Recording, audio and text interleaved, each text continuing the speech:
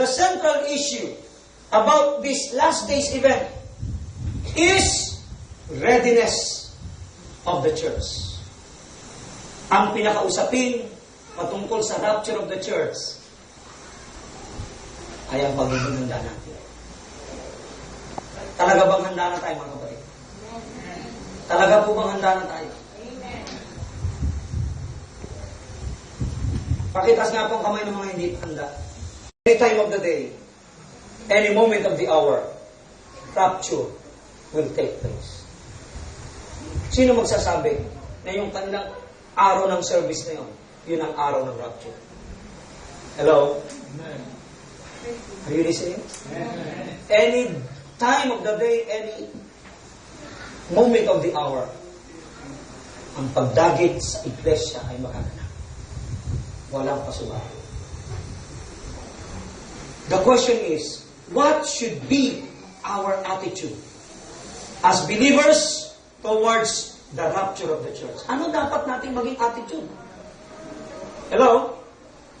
Kung ito'y walang pasabi, kung ito'y magaganap ng biglaan, any moment, any day, any hour, what should be your attitude? What should be my attitude? What should be the attitude of the believers of the church concerning this important big event in the last day? Tatlong mahalagang bagay po, mga kapatid, ang nais kong i-emphasize ngayong umaga about this important event. Number 1, tingnan niyo po ang Bible niyo, verse 13 to 14. Verses 13 to 14. 3 important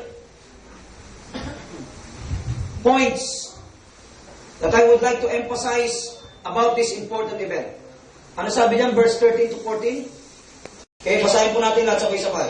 1, 2, 3. But I do not want you to be ignorant, brethren, concerning those who have fallen asleep, lest you sorrow as others who have no hope. For if we believe that Jesus died and rose again, even so, God will bring him those who sleep in Jesus. Number 1, listen. The number 1 attitude that we must have, that we must possess as believers of Jesus Christ towards the rapture of the church. And this is the title of my message. Believers' attitude towards the rapture of the church. Number 1, we should not be ignorant. Sabi mo sa katabi mo, do not be ignorant. Yun ang opening ni Pablo. Kung English ang Bible niyo, ano sabi niya? Ano sabi niya, mga kapatid? Sabi niya, but I do not want you to be ignorant. Ayokong kayo maging mangmang sa bagay na ito, mga kapatid. Dahil kapag ikaw ay mangmang sa bagay na ito, hindi ka mawawala ng kalungkutan. Hindi ka mawawala ng takot. Matatakot ka. Pag hindi mo alam ang bagay na ito, the rapture of the church, ang pagdagit ng Panginoon sa isang araw, pag hindi mo ito alam bilang Kristiyano, takot ang nasa puso mo, hindi kagalakan. Amen? Pag-aalinlangan na nasa puso mo, hindi katiyakan. Why? Because you are ignorant about this very thing. We should not be ignorant. As believers, our attitude about the rapture of the church, we should not be ignorant. Sabi mo sa sarili mo, I will not be ignorant. I will not be ignorant.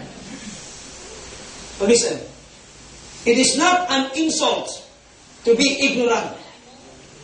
Nung ginamit ni Pablo ang salitang ignorant dito, hindi niya iniinsulto ang mga Kristiyano sa Thessalonica. You know why? Listen. As ignorance simply means without knowledge. Yun ang ibig sabihin ng ignorant dito. Ayaw ni Pablo na wala kayong alam-alam sa bagay na ito. Ay, di ba kung bakit maraming Kristiyano sa unang panahon, kahit buhay nila, itinaya nila sa Panginoon, naging handa silang mamatay sa Panginoon. Why? Kasi meron silang blessed hope. Hello? Doon sila nakatingin sa araw na makakapiling nila ang Panginoon. Kaya sa kanila, ang mamatay ay nang dahil sa Panginoon. Kaya kahit si Pablo, in-emphasize niya ulit yan Philippians chapter 1, verse 21, ano sabi niya? For to me, to live is Christ, and to die is gain. Alapakan natin ang Panginoon. Ignorant is what? Is what? To have no knowledge at all. Nakakalungkot, kapatid. Nakakalungkot kung ikaw ay Kristiyano, pero wala kang alam sa sinasabi ng Biblia na ito na isang araw dadagitin ako ng Panginoon kahit saan ka naroon. Nasa sasakyan ka man, kahit anong uri, nasa ipapawid ka, nasa lansangan, nasa karagatan. Kapag dumating ang araw ng pagdagit ng Panginoon sa mga tunay na Kristiyano, kahit saan ka nando doon, kukunin ka ng Panginoon. Amen. Ano yung listening people of God? Amen. Kaya sabi ni Pablo, ayokong kayo ay maging ignorante. Ayokong kayo lumagay na walang mga alam na kay Kristo kayo. Hindi nyo alam na meron kayong inaasahang dakilang pag-asa. Ang pagdagit sa inyo. Hello? Yan po ang ating dakilang inaasahan. Ang pagdagit.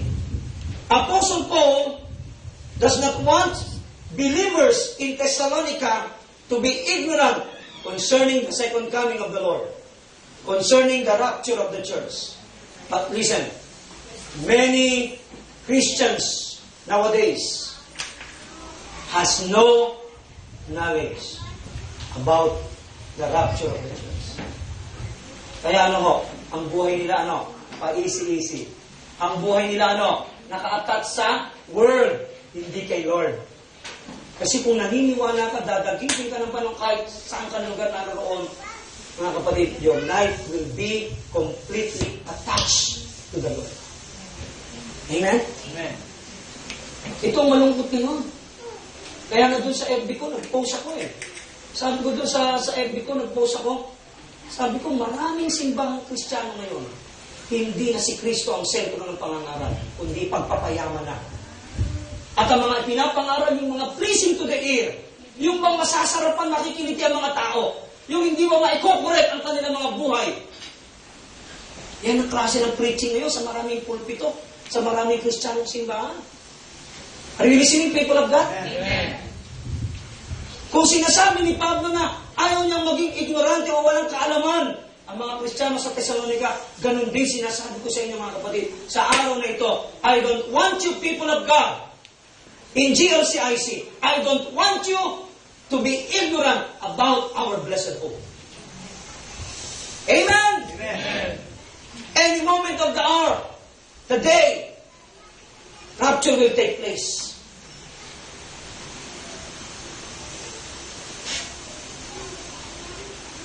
Many nowadays, they have no idea. They have no knowledge and understanding about this important event. Why? Because their priorities and passions are not really on the Lord, but in the world. Kaya wala silang kaalaman dito. Bakit? Kasi ang priority nila aral, aral, aral. Trabaho, trabaho, trabaho. Negosyo, negosyo, negosyo. Anong priorities ng mga Kristiyano? Anong passion nila? Yumaman, sumikat, ma-establish ang buhay. Yan ang passion nila. They have no passion for the Lord. They have no priorities, real priorities, genuine priorities for the Lord. Kaya when the rapture of the church comes, I'll tell you, in this generation of Christianity, maraming magugulat. Hello? Amen. Nandiyan pa ba mga kapatid? Amen. The Bible says in Hosea 4 verse 6, my people are destroyed for lack of knowledge. Imagine niya, ang sabi ng Diyos through prophet Hosea, ang bayang Israel napapahamak dahil saan? Kakulangan lang ng kaalaman. Pero ang sabi ni Pablo sa Thessalonica chapter 4, ayokong wala kayong alam. Yung kakulangan sa kawalan ng kaalaman sa bagay na ito ay may panganib na. Yung pakayang wala talagang kaalaman sa bagay na ito. Are you listening? Amen. Lack of knowledge will bring you to destruction. How much more if we don't have knowledge at all? Ano pa kaya yung talagang wala kang kaalaman sa mga bagay na ito? Alam niyo ba na isang araw, kukunin ka ng Panginoon sa mundo ito? Amen. Hindi man sa paraan na ikaw ay patay, kahit sa paraan na ikaw ay buhay, kukunin ka ng Panginoon. Dadagitin ka ng Panginoon. Amen. Alam mo ba yan, kapatid? Amen. Alam mo ba yan? Kung alam mo yan, dapat iayos mo yung priorities. I-check mo ang iyong passion sa buhay mo. Baka ang iyong passion ay material, hindi na spiritual. Baka ang priorities mo ay world, hindi na ang Lord. You will be left behind. At kagaya ng sinabi ko sa inyo kanina, it will be a big mistake on your part. Amen? No amount of regrets will change the situation, will change your condition. Hindi pwede sabihin, oy, nakalimutan ko yun. Babalikan ko. Pagbalikan niyo, nakalimutan yun. It will happen in a twinkling of an eye. Sa isang kisap mata, sabay-sabay, dadagitin ng mga Kristiyano. Hindi pa isa-isa, sabay-sabay. Amen. Palapakan natin ang